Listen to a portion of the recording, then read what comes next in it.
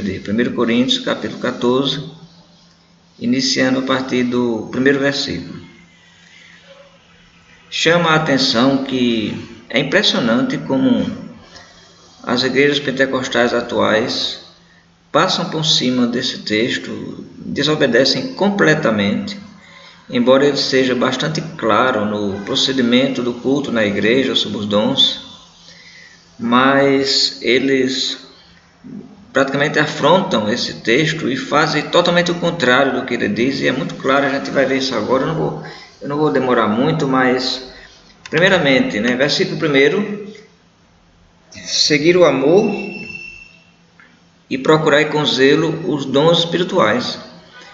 Quando ele diz para procurar os dons, ele não diz para procurar o batismo com o Espírito Santo, não é isso que ele está dizendo, é procurar os dons. Então, essa carta está sendo escrita para cristãos, pessoas que já foram batizadas e já têm o Espírito Santo, porque é bom lembrar que o Espírito Santo é dado conforme o apóstolo Pedro anunciou lá em Atos capítulo 2, versículo 38, no batismo, na conversão, Arrependei-vos, sejais batizados em nome de Jesus Cristo, para perdão dos pecados, e recebereis o dom do Espírito Santo. Então, todo aquele que se converte e batiza recebe o dom do Espírito Santo, que é a habitação do Espírito Santo. Então, aqui está dizendo para quem já recebeu o Espírito Santo, agora procurar os dons. Que dons? Os dons que o Espírito Santo vai produzir na vida da pessoa. O contraste aqui em relação às línguas, ele vai dizer que principalmente profetizeis. Esse profetizar não quer dizer você buscar ser profeta, você sair profetizando, porque o que está acontecendo na verdade nas igrejas não é profecia, são adivinhações, Estão adivinhando a vida das pessoas. Esse espírito de adivinhação, ele é citado em livro de Atos, capítulo 16, quando Paulo e Silas vão se defrontar com uma mulher com um espírito de adivinhação. Eu não lembro se é Paulo e Silas ou é Paulo e Barnabé, mas o fato é que tinha uma mulher que tinha um espírito de adivinhação. Então, profetizar é diferente. Aqui, no Novo Testamento havia profetas, os quais revelaram para a igreja e escreveram o Novo Testamento junto com os apóstolos. Falando sobre línguas, ele vai dizer, quem fala, versículo 2, quem fala em outra língua, não fala a homem, senão a Deus, visto que ninguém o entende, e em espírito fala mistérios. Estava acontecendo na igreja, que eles estavam falando em línguas, mas ninguém entendia, porque não era a língua das pessoas, então só estava servindo para a pessoa e Deus.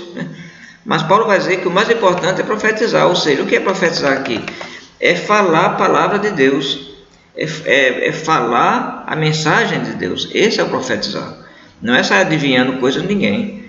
Versículo 3, mas o que profetiza fala aos homens, edificando, exortando e consolando. O que fala em outra língua, a si mesmo se edifica, mas o que profetiza, edifica a igreja. Então, o que é mais importante? É fazer algo na igreja que só eu vou ser edificado, ou fazer algo na igreja que toda a igreja vai ser edificada? Então, o apóstolo Paulo aqui está deixando claro que o importante, se tudo deve ser feito para o amor, é edificar a igreja. Eu quisera que todos vós falassem outras línguas, Paulo diz, no versículo 5.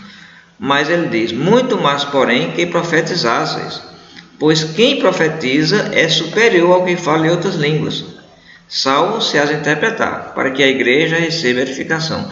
Lembrando, profetizar aqui não é sair adivinhando a coisa da vida de ninguém. Eu te profetizo, você vai receber um carro.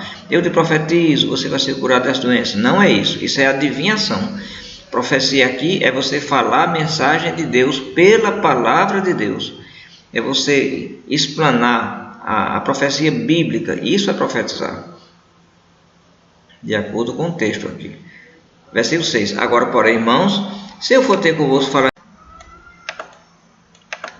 Continuando no versículo 20, Paulo vai dizer que a igreja estava sendo como criança.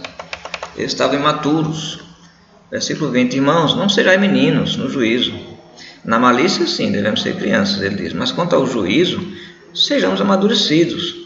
Versículo 21, na lei está escrito, falarei a esse povo por homens de outras línguas e por lábios de outros povos, e nem assim me ouvirão, diz o Senhor. Paulo está citando aqui a profecia do Antigo Testamento. E ele vai dizer no 22, de sorte que as línguas constituem um sinal não para os crentes, mas para os incrédulos. Veja, o dom de línguas não é para a igreja, é para as pessoas de fora e aquelas pessoas que entendem aquele idioma. Mas a profecia não é para os incrédulos, e sim para os que creem. O que é profecia? A palavra de Deus. Que palavra de Deus? A palavra escrita, a Bíblia. Ninguém vem com conversa que Deus me falou, Deus me revelou. Está mentindo. Deus não está fazendo isso com ninguém. Se assim fosse, a Bíblia continuaria a ser escrita. Deus revelou aos profetas, e agora nós temos a palavra revelada, a profecia, na Bíblia. Versículo 23. Se, pois, toda a igreja se reunir no mesmo lugar, e todos se puserem a falar em outras línguas, como acontece aí, no caso de entrarem doutos ou incrédulos, o que é que eles vão dizer? Não vão dizer que vocês estão loucos? É exatamente isso que está acontecendo e continua se repetindo. E eles têm essa Bíblia, eles têm esses textos, eles leem e não entendem que é isso que eles estão fazendo. Fica aquela confusão, todo mundo falando ao mesmo tempo, ninguém entende nada, um grita, um cai, aquela doideira, aquela loucura. O que é que as pessoas estão dizendo? Que estão loucos, é isso que estão dizendo. E Paulo está dizendo aqui que isso não traz edificação para a igreja, isso não evangeliza. Agora no 24 ele vai dizer, porém, se todos profetizarem e entrar algum incrédulo em douto, aí é diferente. Ele vai ser convencido por todos e é julgado. Tornam-se manifestos os segredos do coração, e assim prostrando-se com a face em terra, vai adorar a Deus, testemunhando que Deus realmente está no meio de vós. Ou seja, o que é a profecia? É a palavra de Deus, é a Bíblia. A pessoa vai entrar, ela aí sim, aí ela vai entender o que está sendo dito. Ela vai entender, porque é a Bíblia que está sendo anunciada. Versículo 26, ele vai então colocar ordem na casa. Veja, o que fazer, pois, irmãos, quando vos reunis? Um tem salmo, outro tem doutrina, esse tem revelação, aquele outra língua, e aí aquele outro interpretação. Seja tudo feito para edificação.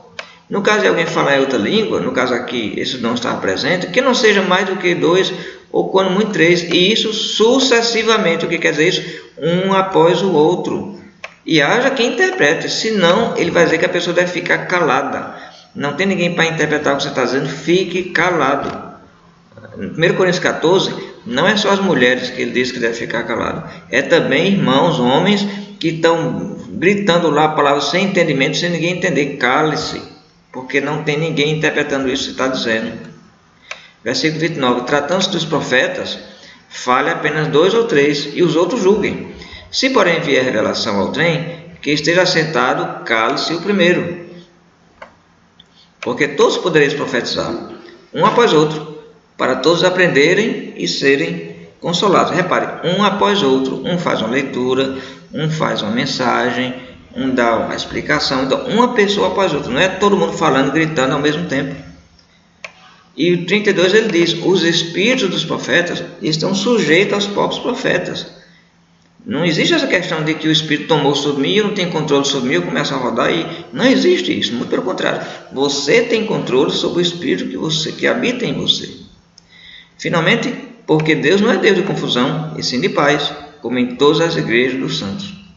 Então, o que estava acontecendo e o que está acontecendo hoje, confusão, desordem. Mas o que o apóstolo Paulo está dizendo aqui, revelação de Jesus Cristo, que tudo seja feito para edificação. Então, ele está organizando as coisas na igreja. Então, se isso acontece hoje em igreja, não está